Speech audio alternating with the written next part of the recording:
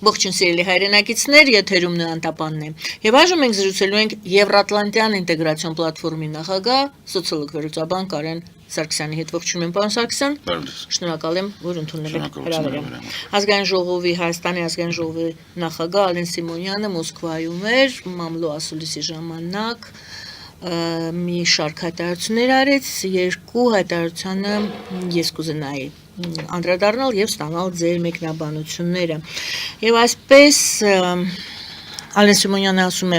Հայաստանը որպես ինքնիշխան պետություն իրավունք ունի հավասարակշռել իր քաղաքականությունը։ Հայաստանը մտադրություն չունի որևէ մեկի կողմը բռնելու կամ որևէ մեկի դեմ աշխատելու որևիցե երկրի կամ բևեռի։ Եվ այն ընկալումը, որ Հայաստանը փորձում է փոխել իր կուրսը մեկ բևեռից մյուսը, սխալ է։ Հայաստանը չի լինի ոչ մի բևեռում, ոչ էլ հակառակ բևեռում, ասել է Ալեն Սիմոնյանը։ Առաջին հարցը, արդյոք չեզոք կարգավիճակը նախընտրելի է Հայաստանի համար, սա առաջին հարցն է, եւ երկրորդ հարցը, որը առաջինից է բխում, կամ առաջինի հետ ես կցանկանայի կապել, Օվերչուկը Ռուսաստանի Դաշնության փոխվարչապետը մեկ օր առաջ բառացիորեն այդ հանդիպումից Ալեն Սիմոնյանի հանդիպումներից մեկ օր առաջ նա ասաց, որ Եվրամիության բնույթը փոխվում է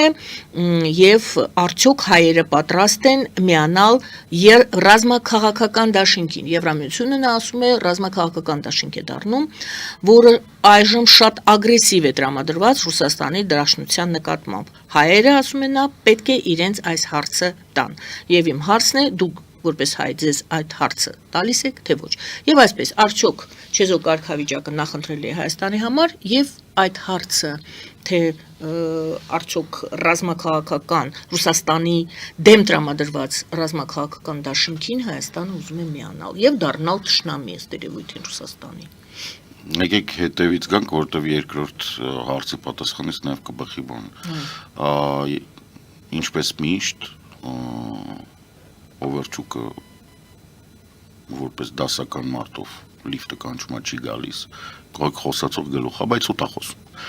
Ինչպես միշտ ցանկացած ռուսական պաշտոնյա խոսում է վերջի 20 տարին ինքը ուտա խոսում։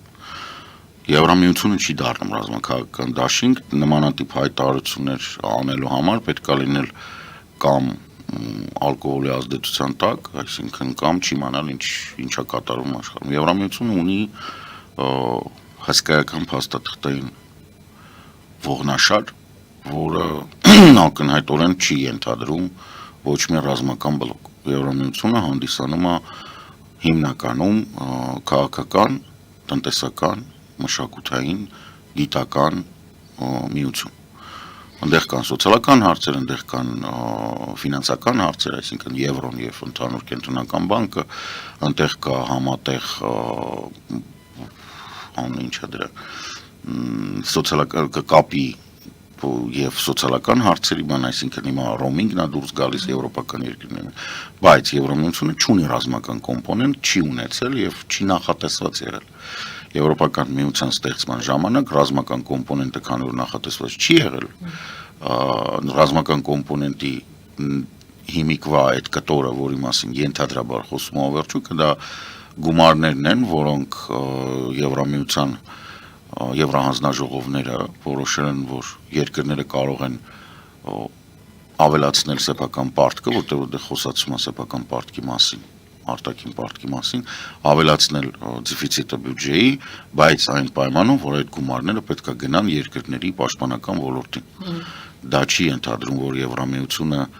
դառնում է ռազմաքաղաքական բլոկ, կիսագրագետ, անգրագետ դեգեներատների համար, որոնք նստած են Ռուսաստանի Դաշնության կառավարությունում, բացատրում են ռազմաքաղաքականը դա այն է, որ պաշտպանության նախարարությունները բոլորը նստում են, համատեղ որոշումներ են կայացնում, համատեղ հրամանատարություն կա եւ այլն, պարզա որ Սլովենիայի եւ Ֆրանսիայի հրամանատարությունը տարբեր է, եւ Ֆրանսիայի գեներալը չի կարող գնալ մտնել սլովենական բանակ եւ հրամանտ։ Ի տարբերություն օրինակ ՆԱՏՕ-ի, որտեղ կա ՆԱՏՕ-ն նաեւ։ Այն ՆԱՏՕ-ն դա ռազմաքաղաքական բլոկն է։ Այնինչ մանիպուլատիվ կերպով փորձում է խոսել այդ դեգեներատը, որը զբաղեցնում է Ռուսաստանի այսպես կոչված կառավարության, այսպես կոչված փոխվարչապետի պաշտոնը, դա մանիպուլյացիա, որը հիմնականում ուղղված է Հայաստանի Հանրապետության այն զանգվածին, որը ոչինչ չի ուզում իմանալ, որը գտնվում է կոմֆորտի զոնայի մեջ, որին պետքա, որ այն ինչ որ ասում է Ալեն Սիմոնյանը, Հայաստանը չլինի ոչ մի տեղ։ Հիմա անդրադառնանք այն հարցին, արդյոք Հայաստանի չեզոք կարգավիճակը։ Հայաստանի չեզոք կարգավիճակը ձեռնտու է օլիգարխատին, ձեռնտու է կոռումպացված կառավարությանը եւ ձեռնտու է նրանց, ովքեր պատրաստվում են Հայաստանը ամբողջությամբ օգտագործել սեփական հարստությունները մեծացնելու, իսկ ամենավերջում հանրապետության փողերը վերցնեն եւ հայդե Փարիզ։ Այդտենց մենք արդեն եղել ենք։ Հայաստանի Հանրապետությունը որպես այդպեսին ինքը Հայաստանը հայերի երկիրն է։ Մենք եվրոպական երկիր ենք, եվրոպական ազգ ենք։ Եթե Նիկոլ Փաշինյանը, Ալեն Սիմոնյանը, իրենց շրջափատող օլիգարխատը, դախլչիները, տարբեր Ռուսաստանի տակ ապրող բուլկիների դրոժերը, այդ բոլոր մարդիկ համարում են, որ իրանք չեզոք են, այսինքն ոչ մի բան են, ոչ եվրոպացի են, պարզավոր թուրք չեն, որտեղ աչքերները սենց չի, իրանք կենտրոնական Ասիայում չեն կարող ապրեն, պարզավոր իրանք պարսիկ չեն, շարիատի կանոններով չեն ապրում, հարցը առաջանում իրանք ով են։ Միգուցե Ադրբեջանի նավթը օգտագործելով բենզինը ուզում են զգան, որ իրանք կովկասցի են կամ ադրբեջանցի են ստեղծված 18 թվականին, իսկ ազգի անուն ստացած 36-ին Ստալինի հրամանով, բայց ամբողջ մնացած աշխարհի համար Հայաստանը Եվրոպա է։ Եվ լինել եվրոպական երկիր իր ահռելի պատմամշակութային ներգրավվածությամբ, իր տեղով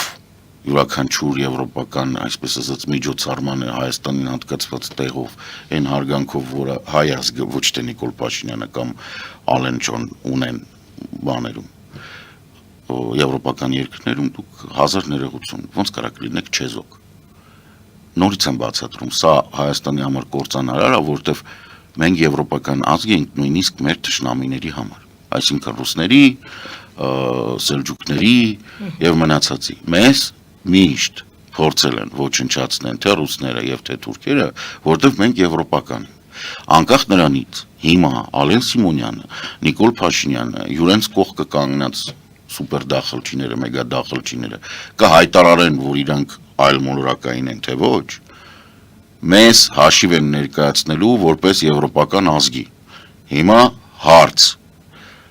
ով է պատրաստ իրանցից այդ դրա պատասխանը տալ։ Մենք գիտենք, որ չեն պատրաստ չեն։ Իրանք երկու պատերազմ ապացուցել են, որ չեն կարող տան։ Իրանք տանում են այտենց Հայաստանը պատերազմի, որտեղ կրկին Հայաստանի կողքը ոչ մեկ կանգնած չի լինի, որովհետև իրանք այդպես են օրենսդրությունը սարքում, որ չկարողանան դիմեն նրանց օգնությանը, ով որ մենք ենք, ով որ Եվրոպան։ Եթե կարելի է շարունակեմ այս թեման, տեսեք, չեզոք կարգավիճակի մասին է խոսում, Հայաստանը չի լինի ոչ մի բևեռում։ ԵԱՏՄ-ում եւ հապկում գտնվելը արդյոք արդեն չի նշանակում, որ որևիցե բևեռում մենք արդեն գոյություն ունենք։ Միանշանակ ճիշտ եք։ Միանշանակ ճիշտ եք։ Այսինքն մարդը ուղղակի սուտ է խոսում։ Այդ սուտը ուղղված է իրանց ընտրազանգվածին, որը հիմնականում անգրագետ է եւ հիմնվում է ոչ թե օբյեկտիվ իրականության, այլ կառավարության բլա-բլայի վրա։ Եվ մենք սա տեսել ենք, կներեք, պիտի ասեմ, ասա մենք տեսել ենք նաեւ հանրապետականների ժամանակ։ Պետք է ճիշտ հասկանալ, յուրաքանչյուր կառավարություն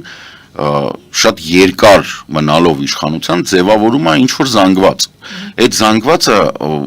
սկզբից մեծ է, հետո փոքրանում է, մնում է կորի, այդ կորիզը հոգեկան հիվանդություն է ձեռք բերում։ Իրանց համար, քանի որ տեղները տաք է, ամեն ինչ որ դուրս է գալիս այն խոռոչներից, որոնք կոչվում են բերան, իրանց նախընտրած քաղաքական ուժի, դա ճշմարտություն է, անկախ նրանից օբյեկտիվ իրականությունը որն է։ Արդյոք Օվերչուկի հարցը չէր նշանակում դուք մեր բևեռում եք հիմա գտնվում, դուք ուզում եք տեղափոխվել այլ բևեռ,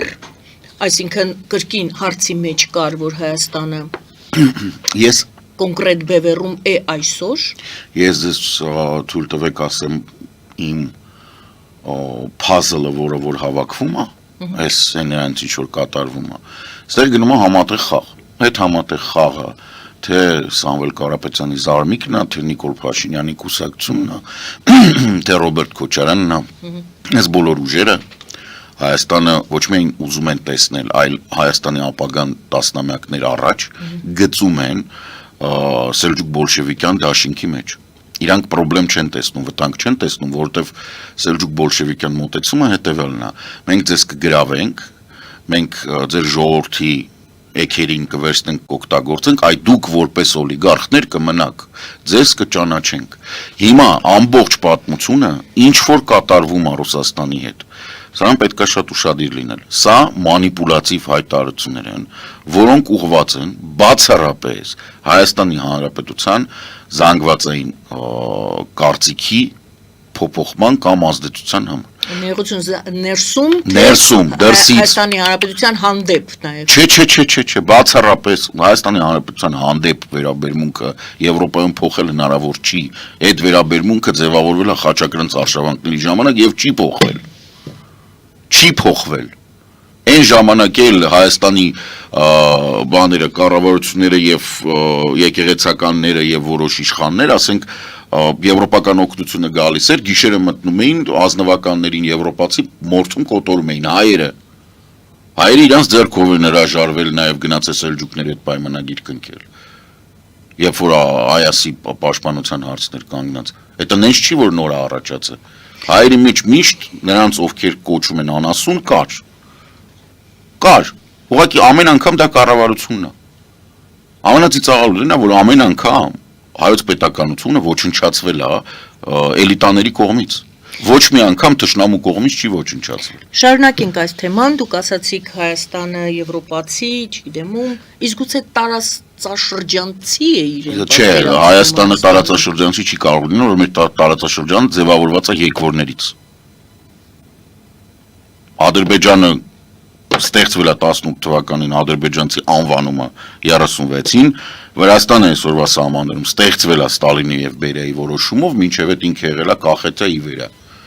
Ինքը չի եղել Վրաստան, որ բան։ Ինքը դա ասենք Վրաստանի ինֆոր մստել է Ռուսաստանի կազմ, ինքը եղել է մի բուր բարեսբուր իմաստով Տելավի քաղաքով, որ Միմինոն որ զանգում է Տելավի, այդ Տելավին է եղել, ուրիշ բան չի եղել։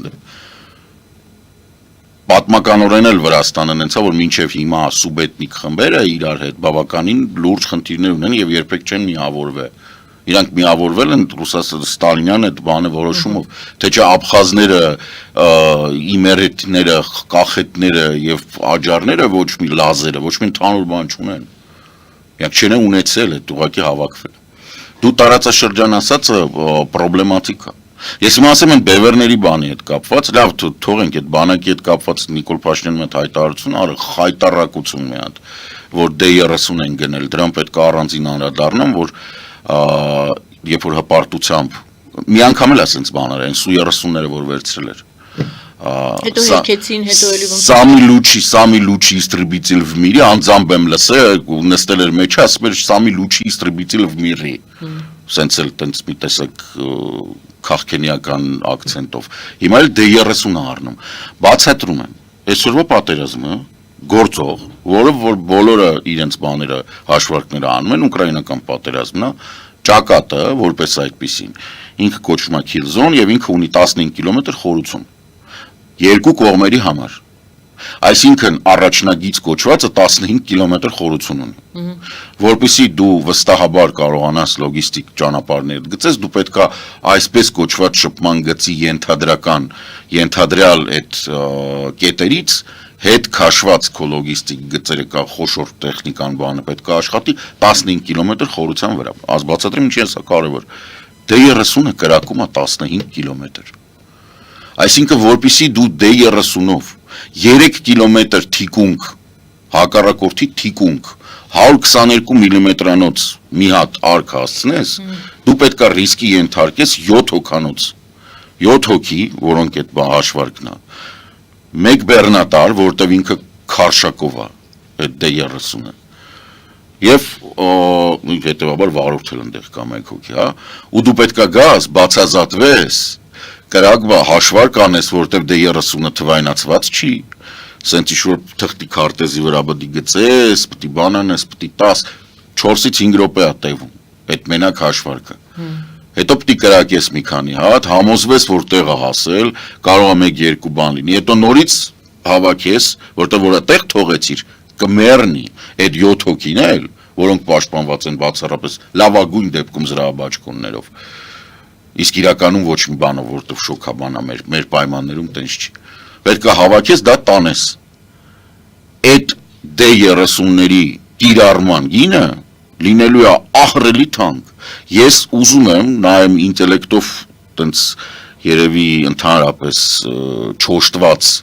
են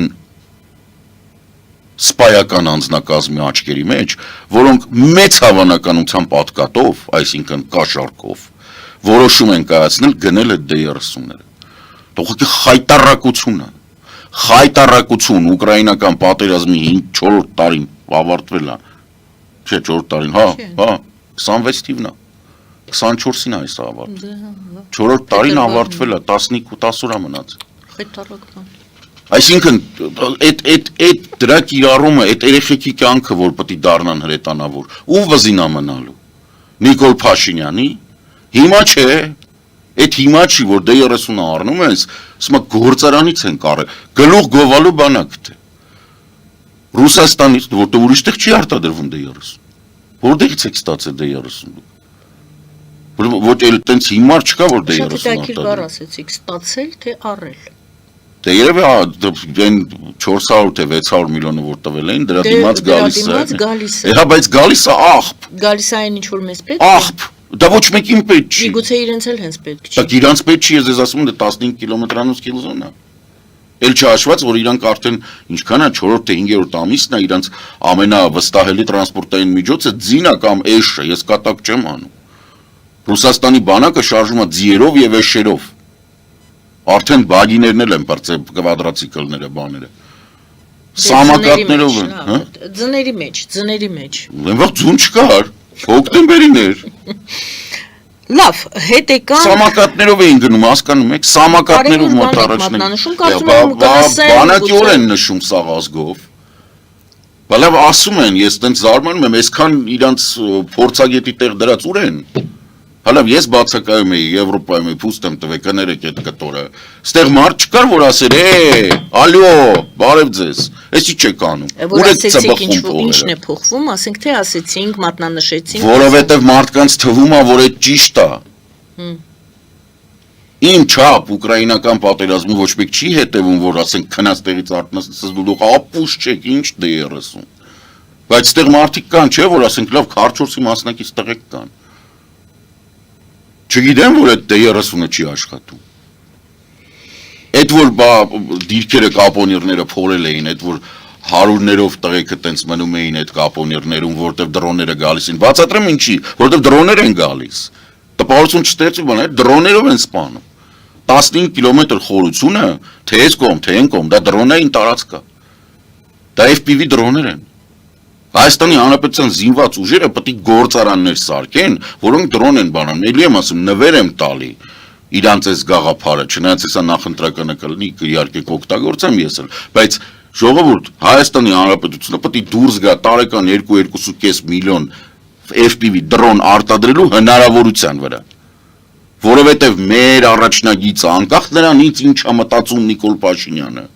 1200 կիլոմետր է նույնքան, որքան Ուկրաինան։ Եվ մինչև Ադրբեջանում չլինի ժողովրդավարական կառավարություն, որը կընդունի են ռազմական հանցագործությունները, որ իրանք գործել են, մենք չենք կարողանալու հանգիստ քնենք։ Ու D30-ը Նիկոլ Փաշինյանը կարա իր աղջկան օժիտ տա, սալյուտ թող խփեն։ Այ լավ հրետանի է սալյուտի համար։ Էկոնոմիկայի նախարար Գևորգ Պապոյանը ասում է Հայաստանի Ադրբեջանի միջև զինված էկոնոմիկայի նախարարն է ասում Հայաստանի եւ Ադրբեջանի միջև զինված հակամարտության հավանականությունը զրոյական է։ Տոտալիտար պետության մեջ ոչ մեկ այդ թվում այդ երկրի նախագահի կինը լինի դա Կաբաևան թե Պաշաևան չգիտի հավանականությունը պատերազմի ինչքան է։ որովհետև տոտալիտար երկրի մեջ ոչ մի ռացիոնալ հիմք գոյություն չունի ոչ մի գործողության համար։ Եթե վաղը Ադրբեջանում լինի հեղաշրջում, իսկ դա կարա լինի, եթե որոշվի, որ Սադիկովի կլանը փորձում է վերադարձնել իշխանությունը պաշտպանության նախարարությունում, եթե Յաշման որոշի, որ իրանք պրետորիան կոհորտ են եւ ուզում են, որպիսի Հեյդարը, Իլխամի տղան լինի նախագահ Իլխամի փոխարեն, իրանք 99% հավանականությամբ ստեղծելու են սահմանի վրա կրակոցներ, անկախ նրանից Հայաստանի էկոնոմիկայի նախարարը, որը չունի դոպուսկ կամ չպետք դոպուսկ ունենա ռազմական հետախուզության տվյալների, բացառվում է սա, հասկանում եք բարդակը որտեղ է, դիլետանտության մակարդակը, կամ մենք ունենք խնդրեմ կառավարությունում եւ էկոնոմիկայի նախարարը ունի ռազմական հետախուզության տվյալներ, որը իրավունք չունի ունենալու, ի պաշտոն է, որտեղ ինքը քաղաքացիական է։ Սկսենք այդտեղից, ուղղակի ինքը օպերատիվ տվյալների ստանալու իրավունք չունի, վարչապետից բացի ոչ մեկ այդ իրավունքը չունի ստանալու։ Մեկ է անվտանգության խորհրդի անդամները, քարտուղարի մակարդակով։ Որտեղից ինքը կարա դա ասի, ինչ հիմարություն ես դուրս տալի։ Տնտեսական կապերը դա երաշխիք են գնահատվում որպես երևի թե տնտեսական կապերը զրոյական հավանականության հետ ոչ մի կապ չունեն։ Դե ես ասացի տարբերակ։ Բացատրեմ ինչու։ Բոլորը դրա մասին բան են անում, որ պետքա հիշում են, բայց հիմա մոռանում են։ Ռուսաստանը գազը արտահանում էր Հունգարիա եւ Սլովակիա Ուկրաինայի տարածքով։ Լայնամասշտաբ պատերազմի, ավիացիայի, հրթիռների, տանկերի կիրառման պատերազմի ժամանակ, որ ոչ ճանճը չէր տզում, Ռուսաստանի գազամուղը, որ Ուկրաինայի տարածքով անցնում էր, այդ թվում այդ գազանասոսնի կայանները, որոնք որ ապահովում են, ոչ մի բան չէր ելնում դրանց։ Այսինքն մի հատ փամփուշտ կողքը չէր լինում, փամփուշտ չեմ ասում արդյոք։ Այսինքն տնտեսական հարաբերությունների արկայությունը հիմք չի հանդիսանում ասելու, որ գործող պատերազմի ժամանակ տնտեսական հարաբերություններ կան երկրների միջև։ Գործող պատերազմի ժամանակ դուք ոնց կարա էկոնոմիկայի նախարարը ուղղակի ցույցատալի իր ինտելեկտուալ մակարդակը վերլուծական։ Ես այստեղ այնուամենայնիվ նորից կհիշեցնեմ, բոլորս գիտենք, հետևում ենք 20 տարվա ազատազրկումից մինչև ցմահ ազատազրկում, այնուամենայնիվ Ադրբեջանը որոշում կայացրեց դատական, որոշում կայացրեց Ադրբեջանում կալանավորված Արայք Հարությունյան, Դավիթ Բաբայան, դե մենք բոլորս գիտենք։ Այս ամբողջը 0 վտանգի դեպքում։ Այսինքն դե պարզապես սա իգիտություն, այսինքն հիշեցրեցի։ Դե տեսեք, խնդիրը նրան ես գիտեի, ես կներեք, բայց իմանալով մարդակեր խասյաթ ադրբեջանցիների մի քիչ նույնիսկ ուրախացա կարային եւ գնդակա արեի։ Դեռ լավ, չենք խորանում, թե ինչ կարող է դեռ լինել, բայց փաստը արժանագրում է։ Որոշումը, այդն է, որ բան, հիմա կոպիտ ասած էսեն տեսքրնա, որ տեղ է մնում օրինակ Սաֆարովի, եթե Հայաստան Էդ եմ ասում, դեռ կարող է ինչ-որ տարբերակներ լինեն, բայց Հայաստանը չի կարող լինել ոչ մի բանի անդամ, եթե Հայաստանը լիներ Եվրոպական միության անդամ, այս հարցը կարելի է լուծել այլ կերպ։ Հա, կներեք, այդտեղ կարևոր բան կար, մոռացա ավելացնել, այն ինչի մասին խոսում էր Ավերչուկը, ամենասկզբից վերադառն, որ ինչը ռազմաքաղաքական բլոկ։ Ավերչուկը ինչն էր մանիպուլյացիա, բացի դրանից, որ ինքը փորձում է Հայաստանի այդ զոմբիներին եւ նիկոլականներին բաներին հավաքի մի բերի նույն գաղափարին, որպեսզի Հայաստանի բնակչությունը ընտրությունը կատարի պրոռուսական ուժերի մեջ։ Շատ պրոռուսական, օրինակ Սամվել Կարապետյանի Զարմիկ կամ ուղղակի պրոռուսական, այսինքն մնալ ԵԱՏՄ-ում սառեցված հապկով, բայց Ռուսաստանը մեր պապան է, այսինքն Նիկոլ Փաշինյան։ Այս սպեկտրն է։ Այսինքն շատ պրոռուսականը այդ բանն է, Սամվել Կարապետյանն է, մի քիչ ավելի քիչ պրոռուսականը Նիկոլ Փաշինյանն է։ Իրանք են փորձում բանել։ Փաշինյանը խափում է սաղին ասում է ես եվրոպական եմ, սա խափում է բոլորին պոպուլիստական բաներ է խոսում։ Բայց ընդհանուր առմամբ այս երկուսն են պրոռուսական ուժերն են, իսկ բանի ասած Օվերչուկի ասածը, էտենա որ տեսեք, պատերազմ կլինի, եթե որ սուտ է խոսում։ Սուտ է խոսում ինչու, որովհետև խոսքը Եվրամիության մասին չի, եւ սա շատ կարևոր է հասկանալ։ Խոսքը մեծ Եվրոպայի մասին է։ Իսկ մեծ Եվրոպան դա Մեծ Բրիտանիան է նաև, եւ դա Կանադան է նաև, եւ դա Ճապոնիան է նաև, եւ դա Հարավային Կորեան է նաև, այդ ամբողջ այսպես կոչված մեծ արևմուտքն է, Ավստրալիայով, Նոր Զելանդիայով, Լատինական Ամերիկայի երկրներ, որոնք համարում են եւ համաձայն են, որ Ռուսաստանը գործում է որպես ագրեսոր, Ռուսաստանի ղեկավարը ռազմական հանցագործ է եւ մանկապիղծ եւ պետքա գնա Հաագայի տրիբունալ։ Ձեր թվարկած երկրների շարքում չկար Միացյալ Նահանգները։ Միացյալ Նահանգները ղեկավարվում են կլինիկական նարցիսի կողմից, որը հոգեկան հիվանդ է։ Դրա հետ կապված Միացյալ Նահանգները ունեն լուրջ խնդիր։ 18 թվականից սկսած հոգեբանները եւ հոգեբույժները զանգվածային հրապարակում են ԶԼՄ-ներով, որ սա հոգեկան հիվանդ է։ Այն ինչի մասին մենք բազմիցս ձեր եթերում խոսացել, մինչև դրա ընտրվել։ Պարոն Սարգսյան, ինչու եմ ես սա հիշեցնում, որովհետև այնուամենայնիվ ճիշտ է, սա դաշինք չէ, բայց խաղաղության խորհուրդ, հա, այդպիսի Այս այդ նարցիզմի, դուք հասկանում եք, մարդը Նոբելյան մրցանակի մեդալը մենք մասնակցում ենք այդ խաղաղության Նոբելյան մրցանակի մեդալը մի կնոջից խլում է մեդալը։ Ասում են նա է ինձ տվել, շատ բարի։ Նա է ինձ տվել, որն է կարգավիճակը չես ստանում դու դրանից։ Կարգավիճակը ստատուտ է, այդ սովետը չի է, որ այդ մի հատ ցածկ են տալիս էին, հետո եթե հանգարց այդ մեդալը կորցնում էր, համարվում էր, որ դու այդ մեդալը էլ չունես։ Սովետում մեդալներն էր համարակալած։ Չէ, այդ կարգավիճակը այն կինն է, խնդիրը նրանում է, որ սա կրկես ձիերով։ Ես Հայաստանի գործելավոճն եմ ուզում հասկանամ, ոչ մի դաշինքում չենք, ոչ մի բևեռում չենք, բայց հապկում ենք եւ ԵԱՏՄ-ում ենք, ես գժանոցում ենք, խաղաղության խորհրդի մաս ենք կազմում, գուցե սա բևեռ չի, սա կողմ չի։ Ժողովուրդ, սա ակնհայտորեն բևեռ, սա հակաեվրոպական հակաքաղաքակրթական բևեռ ըստ երկրների, որոնք այնտեղ կան, Հայաստանին եւ Պակիստանին նույն բանի մեջ մտցնելը դու պետք է անասուն լնես, որ գնաս մտնես, չէ, ու լուրջ եմ ասում։ Ինձ թվում է այս Նիկոլ Փաշինյանի հերթական գժի շորերը հակնեմ ընկնեմ մեյդ։ Այս բան, որ արդեն ամեն ինչ կորցրել է, պուլսը կորցրել է, չի հասկանում ինչա կատարվում, մենակ թե իշխանությունը պահի։ Չէ, սա գնահատում են որպես ճկուն քաղաքականություն։ Սա ճկուն քաղաքականություն չի, 1000 անգամ ասել եմ, 1001-րդ անգամ կրկնեմ։ Դիվանագիտությունը, բալանսավորված քաղաքականությունը եւ ամբողջական պոռնակությունը դրանք տարբեր բաներ են։ Այն ինչ անում է Նիկոլ Փաշինյանը, սկսած տրիպից, այս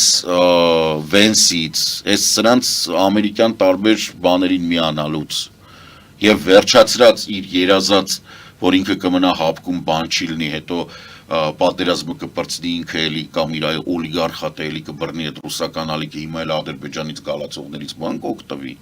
Դա հիմարություն է։ Դա Հայաստանի համար կործանարար քաղաքականություն է։ Իր համար ջհանդամը կործանարարել։ Հիմա Ալիևը բոլորին կարա մի հատ բերթի խցիկ տա։ Ինձ միևնույն է։ Նիկոլ Փաշինյանը եւ փաշինյանականները հանգիստ մենք կարանք համարենք իրանց կորցրած Հայաստանի համար։ Լուրջ եմ ասում, կարանք համարենք կորցրած, որտեղ այսքան հնարավորություններով հանդերձ մտնել ախորը, էշի ճակատը պաչել դուրս գալ, այդ նշանակում է, որ արդեն անբուժելի է։ Մեծ են տարիքով, էլի, նենց չի, որ 18 տարեկան են, նստես ասես, չէ տղա ջան։ Երկու հարց սրա հետ կապված։ Հիշում ենք այդ խաղաղության խորհրդի հետ շուրջ եվրոպական երկրները ելույթներ էլ ունեցան եւ այլն, եւ այսպիսի ձևակերպում կար սեղանի շուրջ կամ սեղանի շուրջ ես կամ սեղանի վրա ես։ Հիմա եթե Հայաստանը խաղաղության խորհրդի մաս է կազմում, անդամ է կազմում, նշանակում է, որ նա սեղանի շուրջ է, արդեն շուրջն է գտնվում։ Չէ, տկլոր պարումը մեջտեղը։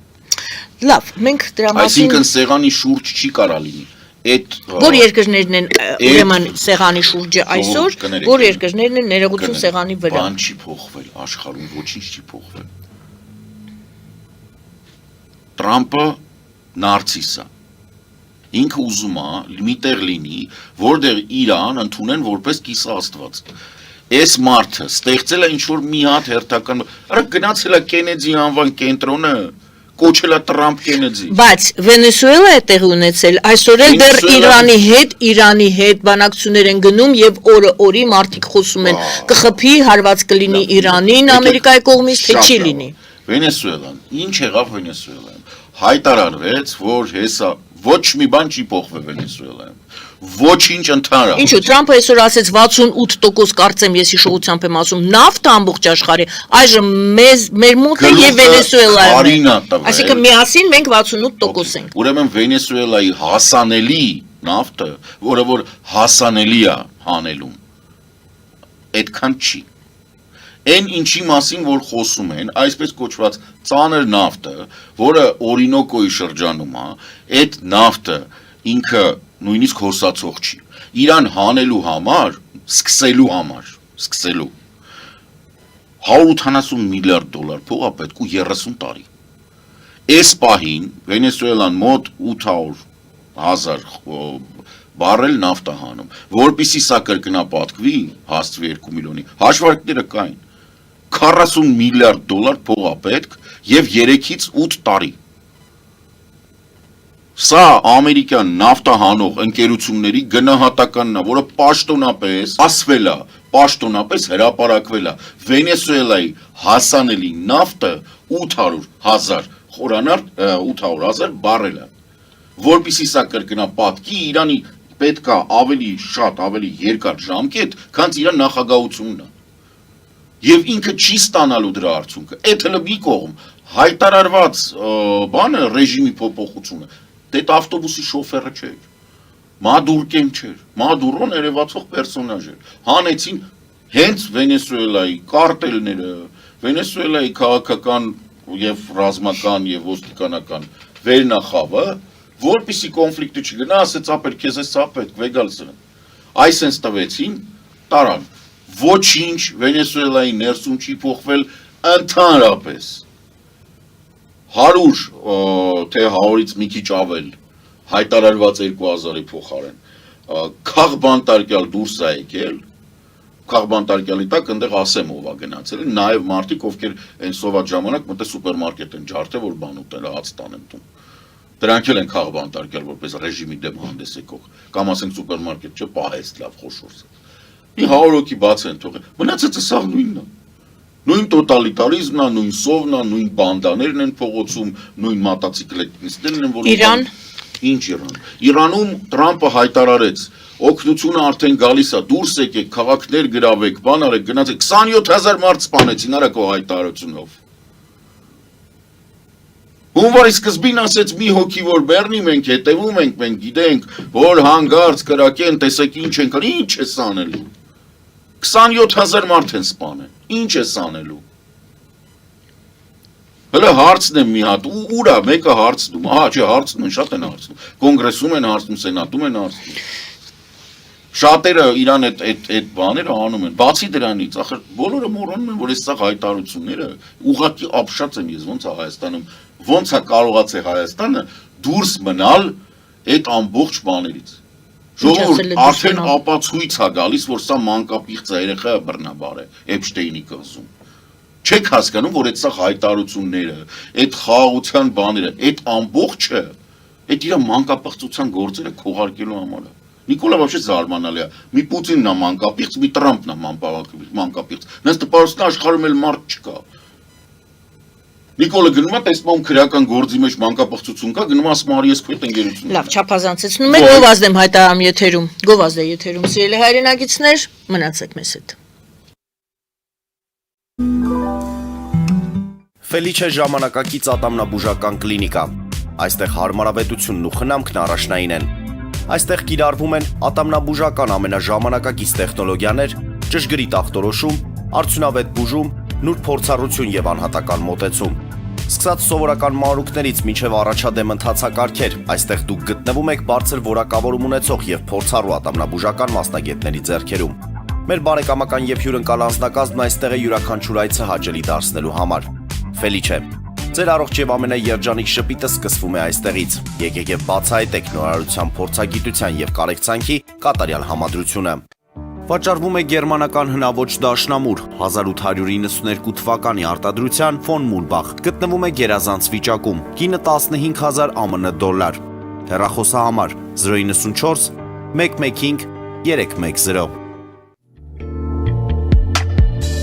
Երևան փոստը Գրանադա Հյուզում, տեղեկացնում եմ։ Դրամական փոխանցումներ 1%-ով։ Օդանավով 1 փաունդը 2.99։ Նավով ուղարկեք 1 արկղ, երկրորդ արկղը անվճար։ Ավտոմեքենաների փոխադրում անհավատալի արժեքներով։ Ինչպես նաև կահույք եւ մեծ չափի բեռների փոխադրում։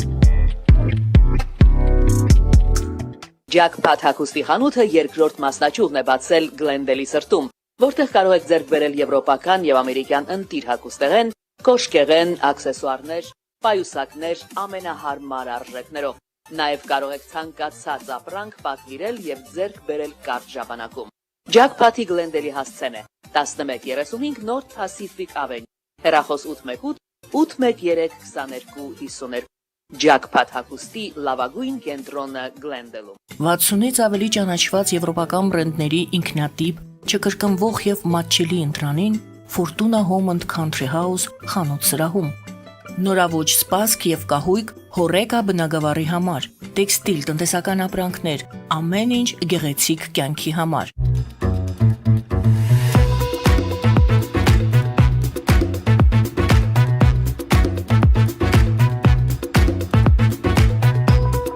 Արարատ ռեստորան, ընտանեկան եւ ընկերական ժամանցի լավագույն հասցե, սիրված արտիստներ, հյուրընկալ մթնոլորտ, հարուստ ճաշացան, անմահական խորտիկներ։ Արարատ ռեստորան, հասցեն անփոփոխ, սիրով սպասում ենք ձեզ։ Լավագույն պաղպաղակ, բնական, համեղ եւ մատչելի գներով պաղպաղակը կարող եք ձեռք բերել բոլոր հայկական խանութներում։ Պահանջեք հայկական պաղպաղակ, Թամարա պաղպաղակ։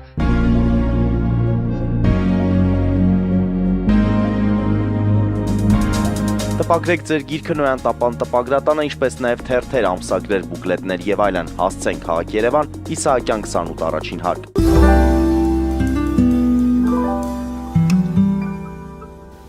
Սիրելի հայրենակիցներ, հիշեցնեմ, որ մենք զրուցում ենք սոցիոլոգ վերլուծաբան Կարեն Սարգսյանի հետ։ Պարոն Սարգսյան, երկու հարց,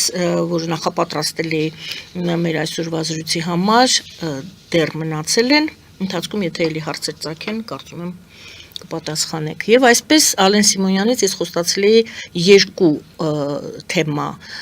քննարկենք, երկրորդը հետևյալն է։ Ի պատասխան այն հարցին, թե Հայաստանում կան քրեական հետապնդումներ եւ եկեղեցու դեմ ինչ որ գործընթացներ է կատարվում, Ալեն Սիմոնյանը ասեց, դե հերքեց, ասեց ոչ չկա, ոչ եկեղեցու դեմ, այդտեղ առանձին մարդկանց դեմ էր, ընդհանրապես քրեական հետապնդում չկա եւ այսպեսի ձևակերպում արեց, ասեց կան քրեական հանցագործություններ եւ կան բարոյական մորալնի պրեստուպլենիա, բարոյական հանցագործություններ եւ ասեց ես չեմ խորանա, չեմ ասի, ինձ բաներ կան որ պետք չեմ կարող ասել, բայց եթե դուք ուզեք իմանալ, կարող եք հանգիստ նայել եւ կհասկանաք ինչ նկատի ունեմ։ Ինչ նկատի ունի Ալեն Սիմոնյանը բարոյական հանցագործություններ ասելով, որը քրեական հետապնդում, քաղաքական հետապնդում չէ։ Ճիշտ ասած,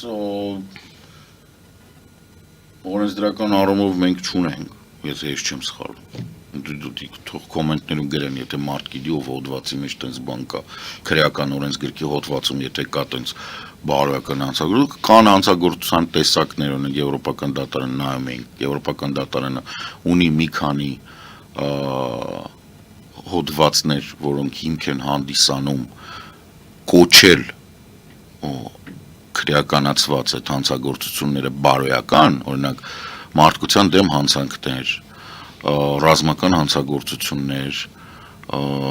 մարդու դավանանքի բանի հանդեպ գործող բաներ, կտանքներ եւ այլն, սա կարող ես համարել բարոյական, բայց ընդհանրապես կարող ես համարել։ Մյուս կողմից Ամերիկայի Միացյալ Նահանգներում կա նահանգներում հաստատ 1-ում 2-ում գտնեք, մանավանդ այն նահանգներում, որոնք ավելի տոտալիտար կրոնական տոտալիտար բանով խոսքը միայն քրիստոնեական չէ, մորմոնների բաների մոտ կարող է լինել հանցանքներ, որոնք հենց տենց էլ ձևակերպում են, որ դրանք բարոյական, որտեղ այնտեղ կա օրինակ աբորտների արգելումը եւ աբորտների քրեականացումը, ինչ Անձնական վիրավորանք, զրպարտություն, Դա- դրանք ոնց են հետապնդվում, այսպես հարցը։ ադմինիստրատիվ են նորմալ երկրներում, Եթե դեմոկրատական դատարանն է, երկրներում դատարանը կարող է պահանջել ներողություն, Ամեն փոխհատուցում, դեպքում դա բան է։ եւ ասենք հրապարակում, հերքում եւ Այո, այլն, չէ՞։ դրանք բոլորը ադմինիստրատիվ են, այսինքն դա դրանք քաղաքացիական օրենսգրքով են գնում, գոյություն չունի այնց բան։ Օրինակ Թայլանդում կա, եթե դու վիրավոր ես թակավորին, ցմահ բանտարկություն կա, բայց դա առանձին վերջած դեպք է, հա, տենց եթե չեմ սխալվում, Մեծ Բրիտանիայում էլ թակավորական ընտանիքի անդամներին վիրավորանքը քրեականացված է, բայց դա պատմականորեն եկած հոդվածներ են, որոնք շատ վաղուց, Բրիտանիայում չեմ հիշում, որ կիրառվի, որտեվ ազատ մամուլի պարագայում շատ դժվար է վերահասկել ինչն է։ Այսինքն բարոյական հանցագործություն օրինակ Պրինցես Դիանայի մահը, որը տեղի ունեցավ պապարացի հետապնդման պատճառով,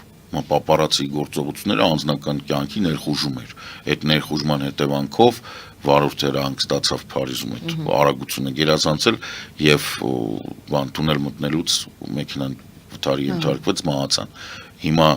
դա կարող ենք համարել բարոյական հանցագործություն, կարող ենք, բայց այդ բարոյական հանցագործությունը նման դատ չի ասում։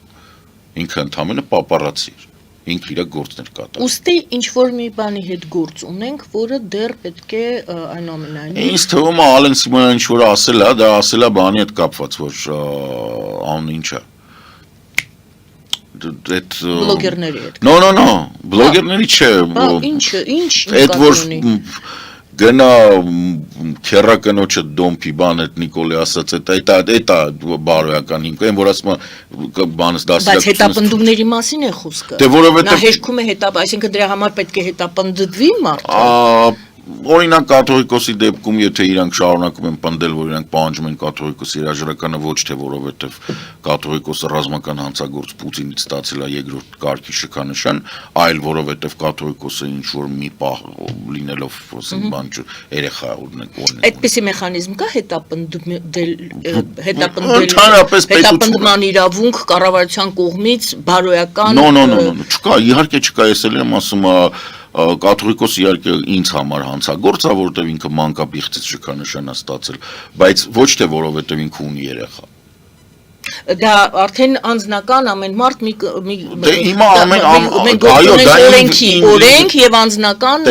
գնահատականների մասին է Այն ինչի մասին, որ կառավարությունը արդեն երկար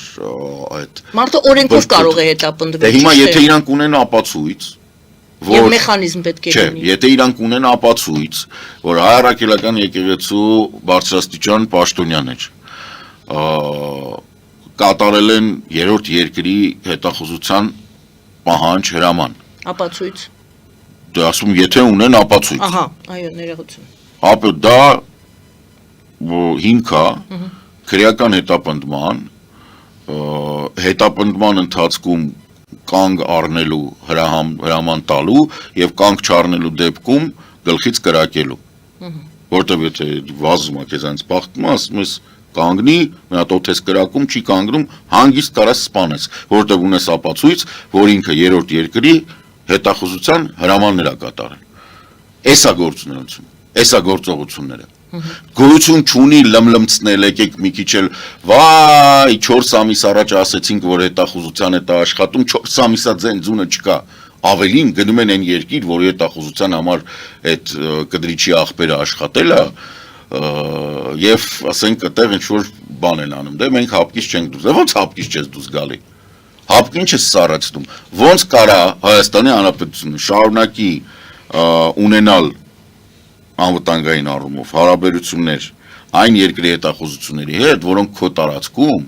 իրականացնում են հակապետական գործունեություն, օգտագործելով մարդկանց, ում դու ասում ես, որ սրանք երրորդ երկրի բան են, գործակալներ են։ Ինչ որ շիզոֆրենիկ բաներ չեք տեսնում։ Գուցե ուրիշ երկրի նկատի ունեն։ Ուրիշ երկրի կապ չունի։ Ուրիշ երկրի, այդ որ երկիր, դա որ կտրիչը Սահակյան կապրել է յա Ռոստովում, յա Պիցերում, յա Մոսկվայում, այդ որ երկիր, դա որ ինքն էլ կատարում է ուրիշ հրամաններ։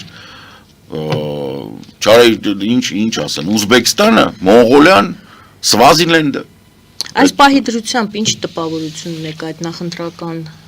ընթացքներից։ Ես ասեմ, շատ Նախնական տպավորություններ։ Շատ մեծ բան եմ տեսնում, վտանգ եմ տեսնում, որովհետև մարդկանց հոգնեցնում են, ուղեղները լվանում են։ Ստեղծում են տպավորություն, որ ինչ որ բան լուծվել է։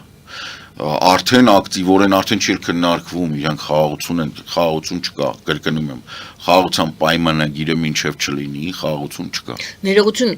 խաղաղության պայմանագիրը կարող է լինել, բայց չվավերացվել։ Խաղաղության պայմանագիրը որ ասում եմ, ռատիֆիկացված, Դե, համանadrական կարող է դատարանում մեր նրանց, ընկեն, բայց մի հատ էլ այո։ մի բան էլ ասեմ։ Ադրբեջանը տոտալիտար պետություն է։ Եվ Ադրբեջանում նույնիսկ ռատիֆիկացված խաղաղության պայմանագիրը ունի 0 արժեք։ Դրա համար եմ ասում, խաղաղությունը Հայաստանի եւ այն պետականության միջև, որի կենտրոնը կլինի Աբշերունյան թերակղզին, գոյություն կունենա միայն այն ժամանակ, երբ այդ Աբշերունյան թերակղզու շուրջ ձևավորված պետականությունը կարող է նույնիսկ չկոչվի Ադրբեջան եւ մեծ հավանականությամբ չի կոչվելու Ադրբեջան, լինի ժողովրդավարական։ Իսկ քանի որ մշակութային, պատմական, մարդաբանական առումով այդ տարածաշրջանում բնակվող օղուզների զավակները ունակ չեն ժողովրդավարությունը յուրացնեն, ավելի լուրջ երկրներ, ինչպիսիք Ղազախստանն են, Ղրղզստանն են, որոնք այդտենց խնդրեմ չունեն, իրանք իդենտիֆիկացիայի խնդրեմ չունեն, իրանք Ղազախ են, իրանք չունեն, որ տիպը մենք անպայման պետք է, չգիտեմ, ուզբեկներին մորթենք, որ սաղին ապացուցենք, որ մենք Ղազախ ենք, իրանք Ղազախ են։ Նույնիսկ իրանց մոտ ժողովրդավարությունը ոչ ամբողջական եւ մեր պատկերացմամբ չի տեղի ունենում։ Իսկ այդ օղուզների մնացորդների մոտ պետք է հիշել օղուզները եւ նրանք ովքեր այդտեղ օղուզները Սելջուկյան ցեղն է, էլի, որը որ եկել է, դրանք Թուրքեստանից վռնդվել են, որտեվ անպետք էին։ Դրանք 10-րդ դարում ընդեղից վռնդվել են, որտեվ անբան էին եւ անպետք։ Եվ ժանտախտ էին տարածում հայի դեպ։ Այդ տարիներին նրան ժանտախտ էին բերել։ Ադրբեջանի տարածքում այն պետականությունը, որը կստեղծվի, որը կլինի ժողովրդավարական, չի հավանական, բայց այ իրա հետ հնարավոր կլինի խաղաղություն։ Ոչ մի այլ պարագայում իրականությունը զինադադարից բացի ուրիշ ոչինչ չի ենթադրում։ Ինչու դուք դա կապեցիք նախընտրական իմ հարցին։ Որովհետև ուղեղները լվանում են եւ ասում են, որ խաղաղություն է։ Այդ խաղաղության սոուսի տակ գլորում են այլանդակ տնտեսական իրավիճակ, խայտառակ է տնտեսական վիճակը, խայտառակություն է, խայտառակ սոցիալական ծրագրեր են իրականացվում։ Կարճ ասեմ, հա, ասենք վերցնում են պարտադիր բան, բժշկական, որի տակ ապահովագրություն, որի տակ վերցնում են երեխաներին եւ 65-ից բարձր մարդկանց։ Իսկ իրականում երկիրը, որը մտածում է զարգացման մասին, վերցնում է 18-ից մինչև 50 տարեկաններին, որովհետև սրանք են պահում համ նրանց, երեխաները սենց թենենց անվճար են սպասարկվում։ Մեծահասակներին, այո, պետք է, բայց այս բանը դու որ չես վերցնում պարտադիրի տակ, դու ստանում ես աշխատանքային տարիքում գտնվող մարդկանց հիվանդություններին չհետևելու ծրագիր, այսինքն դու չես հետում, դու իրան պարտադիր կերպով չես ապահովում, որ ինքը առողջ լինի։ Եվ ստանում ես ամբողջ զանգվածի ահռելի մեծ տոկոս, որը մոտենալով թոշակային տարիքի քրոնիկ հիվանդություններով է գալիս։ Ուղղակի դու հիմա պետք է անես 30 տարեկան, 40 տարեկանից բոլորին պետք է տանեն, ասենք, չգիտեմ, սրտանոթային, ոնկոլոգիայի ստուգման բան, որպեսզի թոշակային տարիքին մոտիկ մարդիկ մոտենան բանով, Ֆրանսիայում 75-80 տարեկան մարդիկ առողջ, աշխույժ վազվզում են, բան են անում, միտեղ 93 տարեկան մարդ է։ Այսքան տարեկան, 93։ Ասի, դե ինչ ասես։ Ասում դե հա, այտենց խոսում էին, գործով էին խոսում։ Ու դեմենցիայի մեջ չէր պետք է ասեմ։ Եվրոպական ինչի է պետք Եվրոպայում ինտեգրվել։ Ինչի է պետք ամերիկյան համակարգից հետ կանգնել։ Որովհետև Եվրոպայում նույնիսկ դեմենցիա չկա անենց ոնց որ Ամերիկայում։ Ինձ թվում է դա ուտելիքից է։ Պարոն Սարգսյան, նախընտրական այս շրջանում արդեն լսվում է, գուցե ավելի շուտ էր լսվում, հիմա էլ այնուամենայնիվ այդ խոսույթով են անդադար հանդես գալիս։ Մեզ ընտրեք, կարծեմ ԿՊՆ է ասում, որպեսզի խաղաղություն լինի, եթե մեզ չընտրեք, կլինի պատերազմ, խաղաղություն կամ պատերազմ։ Ուրեմն թող գնան գրողի ծոցը։ Ինչու՞, որովհետև մարդկային պատմությունը գրանցված, որը կա հետերից, փարավոններից,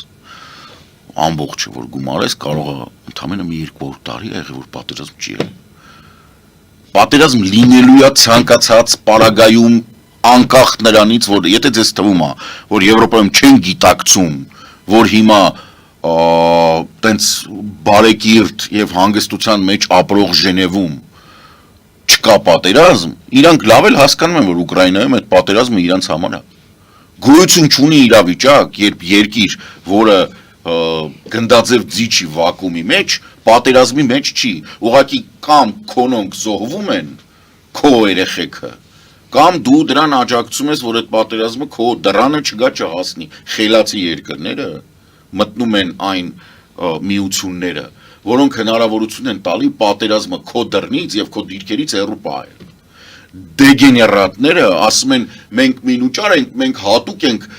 մենք մենակ մենք ենք ու ստանում ենք ինչ ճիշտ է ցանկացած պատերազմը 150% լինելու է։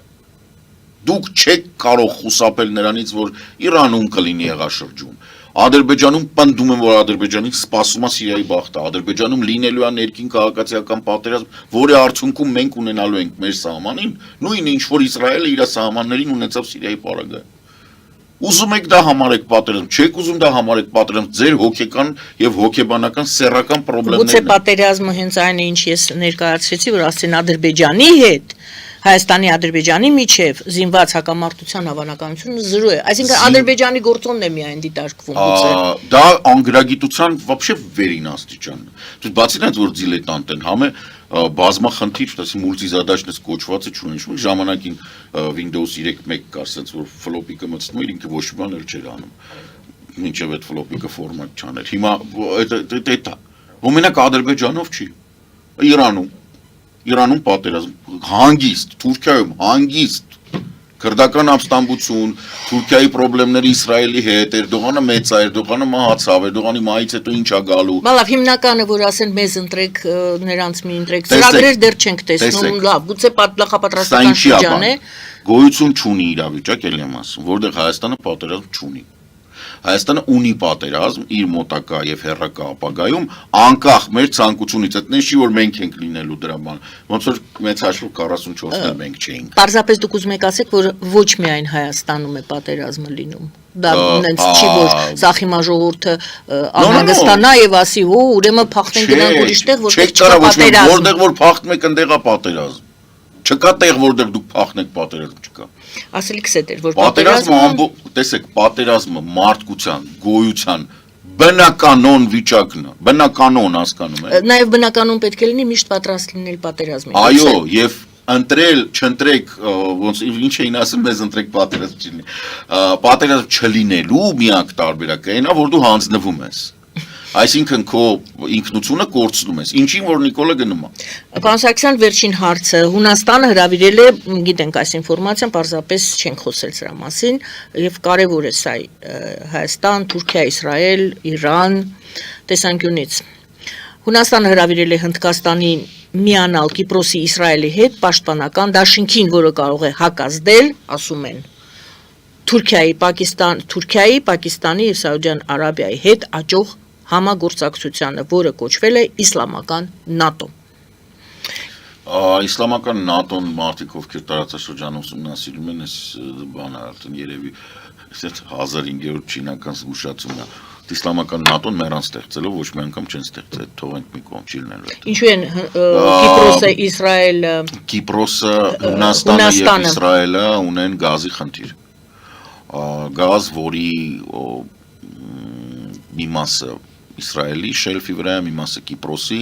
Թուրքիայի հետ կոնֆլիկտը ակնհայտավոր կա եւ բացի նրանից Թուրքիան դեպի Լիբիա այդ տարածքները, ծովային տարածքները շելֆը, այսինքն հատակը, ծովի հատակը հայտարարել է, որ Իրանն է, Հունաստանն ասում է, որ չէ, քոնը չի եւ այնտեղ այդ պատմությունը կար։ Հունաստանը ստացել էր Բայդենի ադմինիստրացիայից ռազմավարական գործընկերոջ կարգավիճակ, գլխավոր ռազմավարական գործընկեր տարածաշրջանում։ Ինչ եկել է այս կյաժը, տարածաշրջանից բան չի հասկանում, համետ դիմենցիայի մեջ չի հասկանում, չի խառնվում այդպես բաների։ Էրդողանի հետ է խոսացել, գոհ շնորհակալ են իրարից բան այդ մի շաբաթ արել 10 օր տենց ինչ-որ սաղ լավ է, նույնիսկ ասել է, որ կարող է քեզ F-35 տանք, չգիտեմ, եթե Իսրայելը թույլ տա կտան։ Բայց ամեն դեպքում Հնդկաստանին կանչելը, ես չեմ համարում, որ սա լուրջ է, որովհետև նախ եւ առաջ Թուրքիան եւ Սաուդները կոնֆլիկտի մեջ են։ Եվ սա մի փոքր պրոպագանդիստական բնույթ է կրում այդ հայտարարությունը։ Իսրայելը եւ Կիպրոսը շատ լավ հարաբերություններ ունեն եւ այդ նաեւ ոչ միայն Թուրքիայի հետ է կապված, այլ նաեւ ֆինանսական առումով շատ կարեւոր բաներ են։ Կիպրոսը բանը անունվածվում անդեր։ Հունաստան-Կիպրոս դե կապը հասկանալի է, այնտեղ Թուրքիան հիմնական բանն է, այս պահին Իսրայելը ձևականորեն, այսինքն երևացող Թուրքիային փորձում է հայտարարել որպես թշնամի, ինչի որպեսզի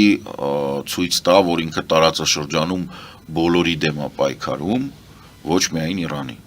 բայց իրականում Իսրայելի եւ Թուրքիայի ղեկավարությունը երբևիցե ոչ մի դեպքում, ոչ մի պարագայում կոնֆլիկտ չեն դուրս գա։ Ասեմ ինչու։ Թուրքական բաները, վերլուծականները, բլոգերները բաները գտել էին, օրինակ երբ որ Գազայի պատմությունը սկսեց, բանից, հոկտեմբերի 7-ից հետո Թուրքիան դուրս եկավ փողոց, մարդիկ դուրս եկան փողոց, գնացին սկսեցին McDonald's վառել, Starbucks վառել, բան ասում էին, անի Իսրայելի հետ հարաբերությունները դատարկ։ Բայց Թուրքիան շարունակում էր Իսրայելին բան վաճառել։ Այնուհետ վերջը հասան ինչ-որ մի բանի, այն քիչ էր մնում հպատոսությունը վերցնեին պոլսի, տրակացնեին բաները մարդիկ։ Այդ պետական վիճակագրությունը մի պահ մեկ է սկսեցին որպես օրինակ բերում, մենք դադարել ենք հարաբերությունները Իսրայելի հետ։ Նաև մենք իրոք Իսրայելի հետ հարաբերությունները, ասենք, որ եթե 15-16 միլիարդ էր, ինչ-որ դարձել 300 միլիոն։ Բայց մի հատ հետաքրքիր բաներ տեղի ունեցել։ Այդ 15-16 միլիարդը գրանցվել է Պաղեստինի դիմաց։ Այսինքն թեման հետևյալն էր, Թուրքիան նույն ապրանքը, նույն քանակով, նույն գներով վաճառում էր, ուղղակի հիմա ստացող ընկերությունը գրանցված էր ոչ թե ասենք Տել Ավիվում, այլ օրինակ Բիֆլեևում։ Այսինքն Պաղեստինի տարածքում։ Այսինքն թուրք-իսրայելական կարճ ասած, դուք չեք հավատում բացառվում է դա։ Որորը որ իրանք իրար հետ հական իսկականից, երկուսն էլ կործանվում են։ Որտեվ երկուսն էլ տարածաշրջանի եկվոր թշնամիներն են։ Բոլորի համար համատեղ ուժերով մեջտեղից կճղեն։ Հորդանանցիք, սաուդները, եգիպտացիք, քրդերը, մենք, պարսիկները, հույները, երկուսին է այսպես կդնեն, այսպես կճղեն, որտեղ երկուսն է եկվոր կոնֆլիկտ առաջացնող է։ Պրոբլեմը Իսրայելի եւ Թուրքիայի որն է։ Իսրայելի հրեական այսօրվա Իսրայել կոչվող տարածքի հրեական բնակչությունը սկսել է առաջանալ 1886 թվականից։ Ընդ որում առաջի այդ բաները, կալոնյաները, անուն առանուն կա հրապարակված։ Վերջին հարցը ով է ուժեղ տարածաշրջանում Թուրքիան, կարծիք եմ, ես ուրիշի կարծիքը ներկայացնում եմ, որպեսզի դուք մեկնաբան եք։ Այսօր Թուրքիան է, Իրանը պարզ չէ ինչ վիճակում է լինելու, Իրանը թուլանում է, տարածաշրջանում Թուրքիան է որպես Միացյալ Նահանգների ներկայացուցիչ, եւ եթե մենք չենք գնում դեպի Եվրամիություն, տվյալ դեպքում մնում ենք այստեղ, նշանակում է դու այս ամենասկզբում հիշում եք տարածաշրջանցի բառ օգտագործեցին 3+3 դա էլ է։ Այո, Թուրքիան է ուժեղ տարածաշրջանում, ձևակերպումն եմ տալիս, եւ մենք մնում ենք Թուրքիայի ազդեցության, անմիջական ազդեցության ներքո։ Մենք չենք կարող մնալ Թուրքիայի ազդեցության ներքո։ Պրոբլեմը նրանում է, որ Թուրքիան չի կարա ազդեցություն ունենա Հայաստանում, ինքը կամ Հայաստանը պետք է ամբողջությամբ բան անի, յուրացնի, ոչնչացնի, կամ պետք է Հայաստանի հետ յոլա գնա, որպես Հայաստանը որպես եվրոպական երկիր։ Մոդել չկա, որում մենք համագործակցում ենք։ Որպես եվրոպական երկիր դա այն բանից հետո, երբ Հայաստանը անդամակցի Եվրոպային։ Նույնիսկ եթե ասոցիացման պայմանավորված մոդել չկա, որում չեզոք Հայաստանը եւ ՆԱՏՕ-ի անդամ Թուրքիան ուղղակի համագործակցում են, գոյություն չունի տենց մոդել։ Նույնիսկ եթե Նիկոլին խաբել են կամ ասենք ինքը մեզ է ուզում այդ կուտը տա, մենք ենք սատկած այս մանգալին նալերը փոքենք, տենց որ այս Նիկոլին զգուշացում իր շլյապով սենյակում նստած վիճակով էլ շլյապեն դու ես ընկեր։ Գոյություն չունի իրավիճակ, որտեղ ոչ մի տեղ չանդամակցող Հայաստանը կամ մնալով ԵԱՏՄ-ում Հայաստանը, այսինքն ԵԱՏՄ-ում, այսինքն թուրքական կոնգբանի մեջ եւ ամերիկան օգնական չի, նորից եմ ասում, Սևրի պայմանագիրը բան արեք, բոլորը դեմները պահեք։ Ամերիկան դուրս է գալիս, լավ թողենք Սևրի պայմանագիրը, ցավոտ թեմա է, 21 թիվ Բայդեն, Աֆղանստան։ Ուղղակի Աֆղանստանից դուրս գալը այդ 20 տարի 1.6 թե 1.7 տրիլիոն դոլար Աֆղանստանի մեջ դրած բանակ ստեղծած ներդրումներ, կանանց իրավունքներ, բաներ, մի հատ հիշեք, մինչև այդ հիշեք Սայգոն, մինչև այդ հիշեք, ասենք, չգիտեմ, Հարավսլավիա, մինչև այդ հիշեք Իրաք, գոյություն չունի մի իրավիճակ, երբ Ամերիկայի Միացյալ Նահանգները մտնում են եւ մնում են, իրանք միշտ դուրս են գալիս, որովհետև Ամերիկայի Միացյալ Նահանգների համակարգը այնպիսին է, որ երկարաժամկետ, ասենք 100-ամյա, 50-ամյա պլաներ չկան։ Բա թրիպը 49-ամյա։ Թրիպը կոմերցիոն, ըստ իրաց կոմերցիոն է։ Իհարկե Ամերիկա չի, որովհետև թուղթը, որը ստորագրել են, որով թրիպը ստեղծել են, տակը գրած է, որ սա դիվանագիտական փաստաթուղթ չի, սա իրավական հետևանքներ չունի։ Վենսն է գալիս։ Վենսը ով է Վենսը։ Ամերիկայի Միացյալ Նահանգներում փոխնախագահի միակ գործառույթը նա, որ նախագահան մեռնի, ինքը դառնա նախագահ։ Հա, մեկ է բանում, սենատում նստի, եթե ձայները հավասար են, ինքը մի ձայնով որոշում կայացնի։ Ամերիկայի Միացյալ Նահանգներում փոխնախագահան ոչ մի բան չի որոշում։ Ոչ մի բան ընդհանրապես։ Վիտյոկն ու Զյատյոկը, այսինքն Վիտկովն ու Կուշները, ավելի մեծ ազդեցություն են կամ Վենսը։ Ես ցած բանի վրա զարմանում եմ, որ թողես, ամեն մեկը բարոյականության մասին խոսես կառավարությունում։ Գնան կհասնեն, կդրիչի երեխուն, չգիտեմ, նրա մորաքրոջը, նրա քեռակնոջը, սաղին կհանեն դրուն։ Որոնք հապացուցված մանկապիղծի հետ դու գործակներ եք կնքում։ Երկու մանկապիղծների։ Ինչի կանչե Վենսին, որ ինչ։ Նորից եմ ասում, այդ դրանից է որ մարդիկ չգիտեն ինչ, ամերիկյան համակարգում փոխնախագահի միակ գործառույթը զոհված, մեռած կամ անգործունակ նախագահի տեղը զբաղեցնելն է։ Ուրիշ հարց է որ դուք վստահ եք որ Տրամպին էսը կանեն, impeachment կանեն, եւ ուզում եք Վենսի հետ լավ լինեք, բայց այդ պարագայում չեք Տրամպի անունով բան կոչել։ Եթե տենց հեռատես էիք եւ գիտեիք որ Տրամպը մնալ է, ասեմ Վենսը ինչ է։ Ուզում են ցույց տան, որ իրանք ինչ որ տենց ոնց է բալանսավորված անբարոյականության մասնագետներ են։ Վենսը վերջի անգամ որ եկել է Եվրոպա,